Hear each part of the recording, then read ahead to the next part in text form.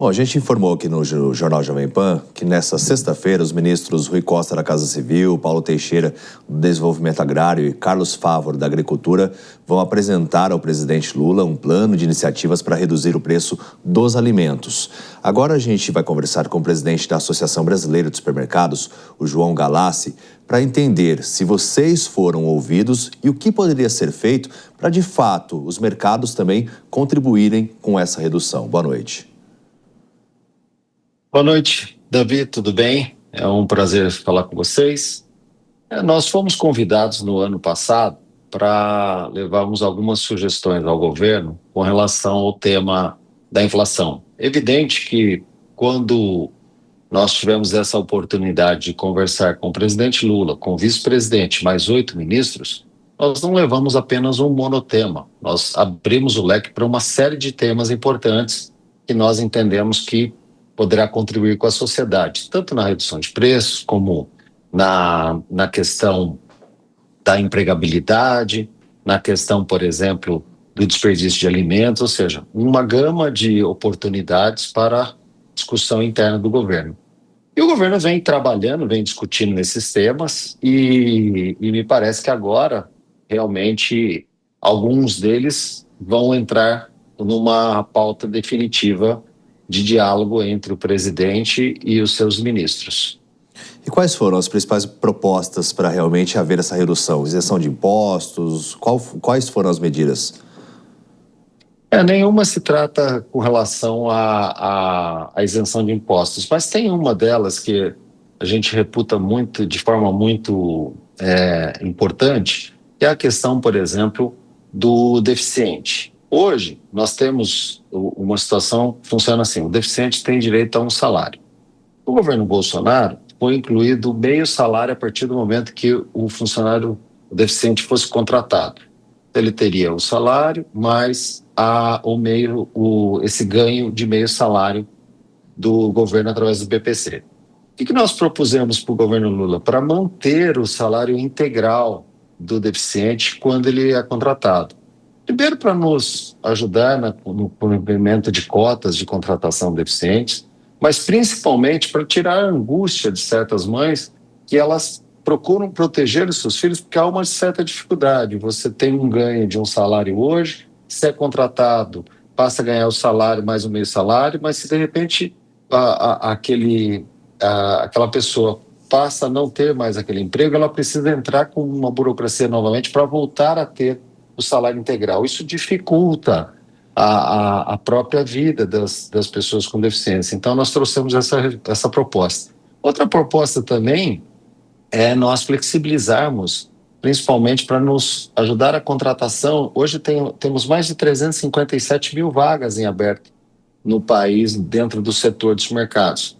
E nós trouxemos uma proposta de flexibilização, principalmente para as pessoas acima de 60 anos, as pessoas aposentadas ou os jovens, porque a maioria deles preferem um programa de horista, para que possa trabalhar exatamente na quantidade de horas necessárias e suficientes para que ele possa cumprir a sua agenda. Então, essas foram algumas propostas com relação à geração de empregos. Nós trouxemos uma proposta também que está relacionada diretamente ao custo dos produtos. Esse sim tem uma relação direta ao custo dos produtos, que são as taxas do voucher alimentação e refeição. Essas taxas hoje são abusivas, são taxas realmente fora de qualquer contexto dentro do mercado e hoje elas passam a ser repassadas aos preços dos produtos. E há, por parte do governo, uma boa aceitação dessa proposta.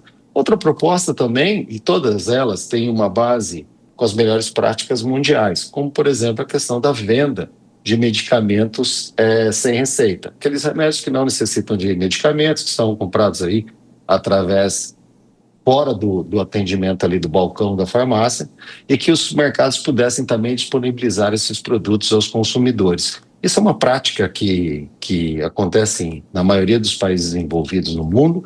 Ela contribui para a redução dos preços, ela contribui para o acesso melhor à população brasileira e é uma grande agenda da Abras para contribuir com a população brasileira na questão da saúde. Presidente, vou incluir na nossa conversa também os nossos analistas, a Maria De Carli e o Cristiano Vilela, para que possam fazer perguntas, começando pelo Vilela.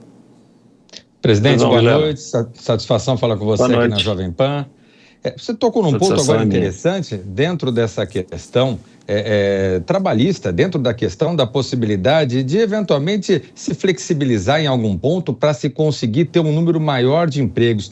Na sua visão, é por aí? É na linha de uma reforma trabalhista? É muito mais valioso esse tipo de medida, possivelmente a ser tomada pelo governo, do que efetivamente algum tipo de medida que venha a querer baixar os preços com uma concessão, eventualmente, de uma situação tributária mais satisfatória? Acaba sendo muito mais eficiente uma reestruturação na área trabalhista, por exemplo?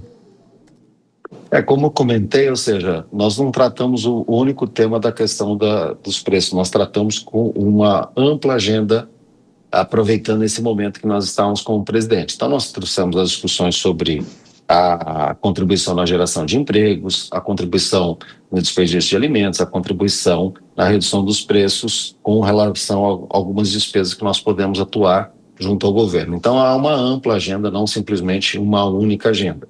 Com relação a essa da geração de empregos, hoje nós temos 357 mil vagas em aberto. E nós observamos claramente, por exemplo, assim, o mercado de Uber e o mercado de motoboy, eles têm uma flexibilidade maior. Hoje nós temos 5 milhões de pessoas trabalhando com Uber, 1 milhão de pessoas trabalhando com motoboy. E há uma preferência, de fato, por esse modelo, ou seja, que você tem um pouco mais de flexibilidade. O que nós estamos propondo? Que tenhamos uma agenda mais flexível, principalmente para as pessoas assim, aposentadas, para que elas possam, de repente, olha, eu decido fazer algumas horas no domingo apenas. Ela possa fazê-la, garantindo todos os direitos trabalhistas, ou seja, adotando um sistema horista, que é um sistema muito interessante no mercado de trabalho. Maria? Boa noite, João. Prazer estar aqui com você. Você menciona na sua fala também a questão... Oi. Você menciona na sua fala uma questão em relação às taxas abusivas. Eu vejo um cenário muito pessimista em relação ao aumento de preço dos produtos e tudo mais. Como é que você enxerga assim, um cenário otimista sem que haja um controle em relação a essas taxas ou um controle artificial em relação ao preço de algum desses alimentos? Você consegue enxergar um cenário otimista que não inclua esse tipo de conduta? Por parte do governo não há nenhuma discussão sobre esse tema de controle de preços ou qualquer outra forma nesse sentido. O governo vem trabalhando de uma forma muito responsável, conversando, dialogando com os setores, e nós fazemos parte desse grupo que ele está dialogando para trazer propostas. Evidente que a questão macro, da questão dos preços, estão relacionadas ao câmbio, a questão das commodities, a questão da safra, ou seja, hoje você tem os maiores... A base da alimentação brasileira está na Bolsa de Chicago, ou seja, tem uma relação direta com o dólar, com relação à nossa produção. Nós teremos uma safra muito maior do que a do ano passado, nós estamos tendo um viés já de redução do dólar, então isso tudo vem contribuir com o processo de redução nos preços das commodities. Agora, você tem umas certas linhas de custos dentro do setor dos mercados que têm, de fato, contribuído para os aumentos de custos e, com isso, automaticamente aumento de preços no setor. E, principalmente, está relacionado ao setor financeiro, porque hoje nós temos os vouchers de alimentação que podem chegar a 15% de taxa. Olha o absurdo que nós estamos vivendo hoje. Ou seja, você tem a taxa, você tem o prazo de recebimento de mais de 30 dias, você tem tarifas de descontos para recebimento, tarifas para a venda do produto. Enfim, nós temos uma série de descontos que ou são repassados para os preços, ou os supermercados não conseguem conviver com essas taxas e acabam desistindo até, inclusive, de aceitar determinados vouchers de alimentação e refeição, prejudicando a população. E, no final das contas, isso impacta no poder de compra do consumidor. Então, e detalhe, né? O Voucher Alimentação e Refeição é um programa federal que tem benefícios do governo federal. E o intermediário está ficando com a maior parte desse valor. Hoje, as empresas de voucher alimentação seguram através dessas taxas mais de 10 bilhões que poderiam ser repassados aos consumidores. Então, nós criamos várias opções. Nós criamos o Pátio Social, que é uma forma da Caixa Econômica trabalhar nesse projeto. Nós trabalhamos também a questão de uma série de regulamentações que poderiam melhorar as condutas dessas empresas de voucher alimentação. E eu acredito que o governo estava muito interessado nesse debate. Inclusive, esse debate começou no governo Bolsonaro, que também praticou algumas intervenções nesse modelo. Agora, o governo Lula está fazendo o mesmo movimento, ou seja, são agendas de país. Nós não estamos discutindo, debatendo agenda apenas do setor, mas são agendas que contribuem com a população brasileira. E o foco é justamente esse, né? Mas eu gostaria de finalizar a nossa entrevista perguntando para o senhor, em relação ao modelo Best Before fora do Brasil, seria também uma alternativa para evitar desperdício, até mesmo criar uma redução? Essa é a melhor forma de redução de desperdício que o mundo moderno pratica. Os países desenvolvidos já praticam o Best Before há muito tempo. Essa é uma ferramenta moderna, interessante, e que, se fosse adotada no Brasil, nós teríamos aí uma redução significativa do desperdício de alimentos no país.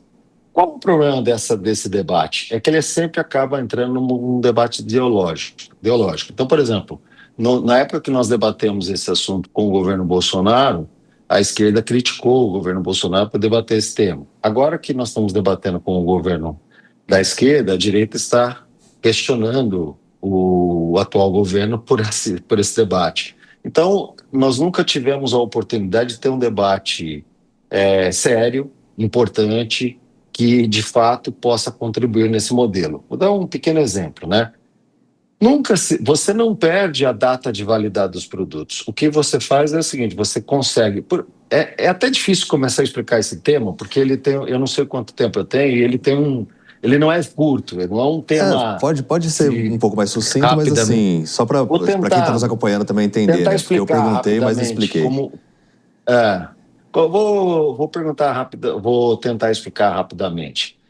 É melhor, o termo Best Before é melhor consumir antes. Então você tem os produtos que têm uma questão de segurança alimentar e você tem uma questão dos produtos que é só uma discussão de qualidade. Então, por exemplo, quando você trata dos perecíveis, da carne, todos os tipos de carne, todos os tipos de perecíveis, você não pode tratar com Best Before. Isso não vale para esse tipo de produto. Por quê? Porque esses produtos necessitam de uma data que de fato termine. Olha, essa data vai até essa data e acabou. Então nós não podemos tratar nenhum tipo de perecíveis com o debate sobre Best Before. Agora, os demais produtos, como por exemplo, o sal.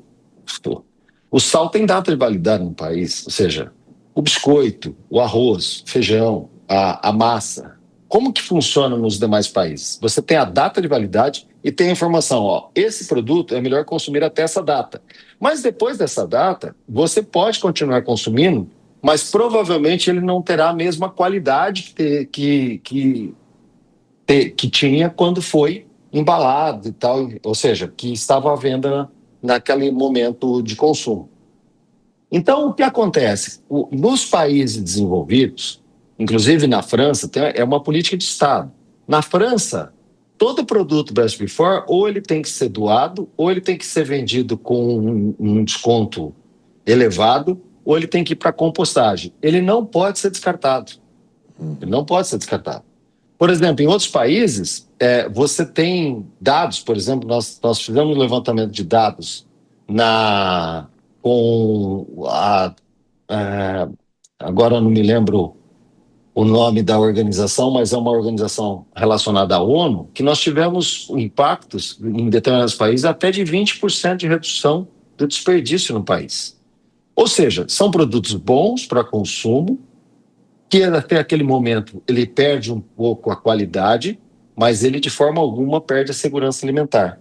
Então, é um debate amplo, não é simples de ser realizado, porque nós temos aí uma série complicada, né, até de entendimento do assunto. Ele é um instrumento que acaba sendo usado politicamente, infelizmente, e nós não podemos ter esse debate de forma séria. Por exemplo, Estados Unidos adota o Best Before, a Austrália adota, a Europa adota. Para falar a verdade, para ser sincero, quando eu levantei os países que adotam o Best Before, eu fiquei até impressionado, porque vai da Ásia à Europa, passando pela muitos América. utilizam, Ou seja, né, esse mecanismo e poderiam continuar como forma, porque muitas vezes a gente vê as pessoas, infelizmente, às vezes quando o mercado joga fora, revirando o lixo, consomem aqueles produtos, mas aí as autoridades não se manifestam, né?